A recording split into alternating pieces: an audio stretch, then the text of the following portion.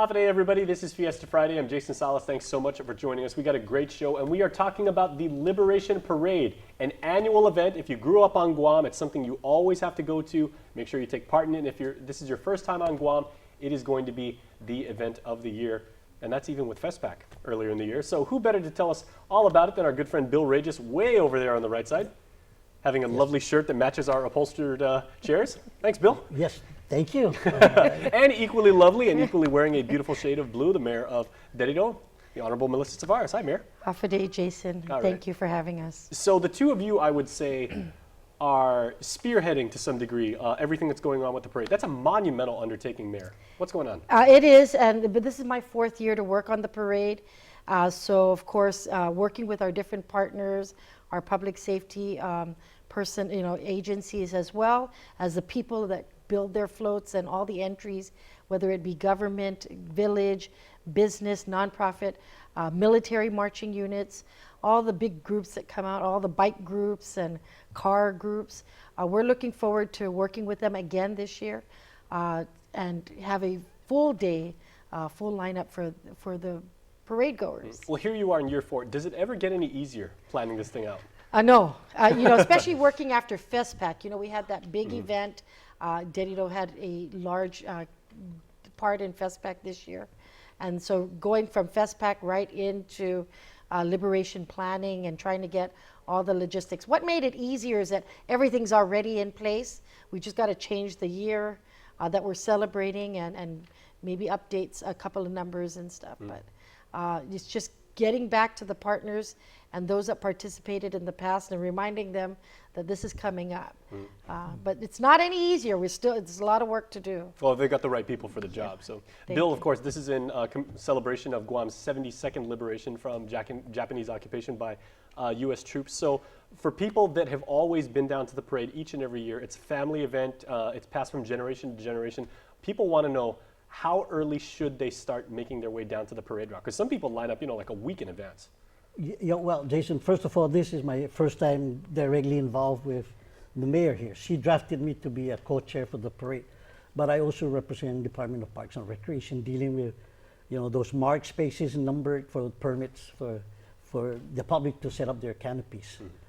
And yes, like you mentioned earlier, we haven't yet fully recovered from the FestPac, but I was proud to be a part of that.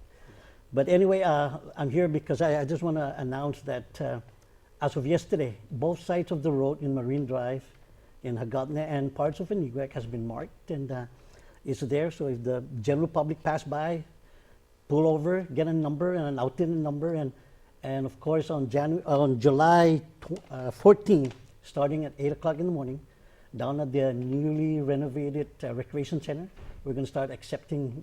Of course, there's going to be a line overnight. So a full week out. Yes, they're going to camp out the night before, but approximately 8 o'clock in the morning, the recreation building will be open and people can start coming in and applying for the permit. And now, first come, first serve. Now, are those plots of equal size, or can people apply for like a really, really big canopy or like a smaller one if they just have like a few members of their family? Because, some people, they invite, their family and, which is, like a couple generations, and then they've got barbecue stuff and they've got like a DJ and everything, so.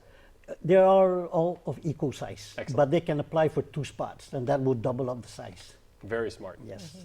Okay. So, Mayor, for people that may have never been to the parade, or they've only seen it on TV, or they've watched it on the internet and everything like that, what does it mean to be actually down there and to walk through smoke of barbecue and smoke of floats and and mist, and to hear the sounds and to hear kids laughing and to hear military units marching and everything like that? It's a total sensory experience. What does it mean? It's the parade actually brings out many generations, Jason. And one of the things that we remind people over the years as we prepare to celebrate liberation is that a lot of our Manamkos, very few of them are left, those that endured the atrocities of the occupation of the Japanese forces, as well as the liberation of Guam. Very few of them are able to come down. Next to the reviewing stand, we do have a canopy and a stage for the survivors, to come. But we see as we're celebrating 72 years. They're well over 70 years old. They're some of them can't take the heat, but it's just the reminder. We start off with the color guard from the U.S. Marine Corps, 3rd Marine Division, and so they're coming in from Okinawa. The Marine Band, the MEF band, will be playing, opening the parade. So of course, the reminder that just down this Marine Corps Drive, once 72 years ago, were the Marines coming off Assun Point and coming to liberate our people from the Japanese occupation.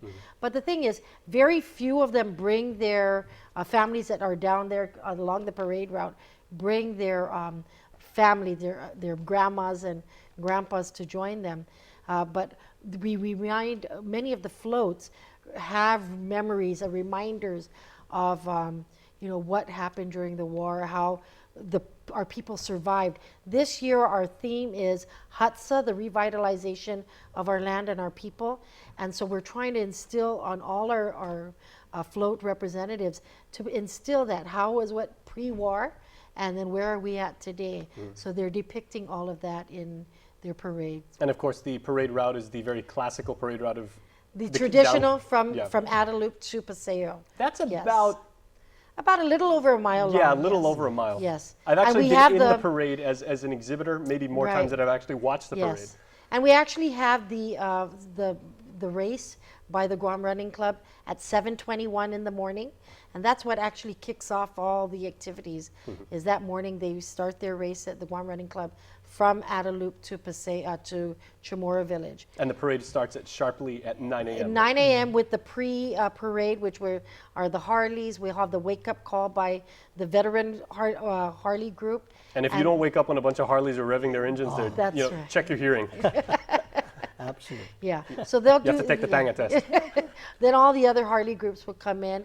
We have the low riders, the race car or association, the Guam Racing Association. So they're also going to be, revving their engines and stuff. So, a lot of the pre-parade stuff will happen at 9, and then at 10 o'clock we'll have the Marine Color Guard, the Joint Color Guard actually, All right. with the National Guard, and then all the military branches. Okay, we'll tell you what, we got to go to commercial right now, but there is so much more to talk about the parade. We'll have you both back as we get closer to the parade actually happening. So thank you, and we'll talk to you soon. Thank you. All right, please stay tuned, everybody. We are back right after this.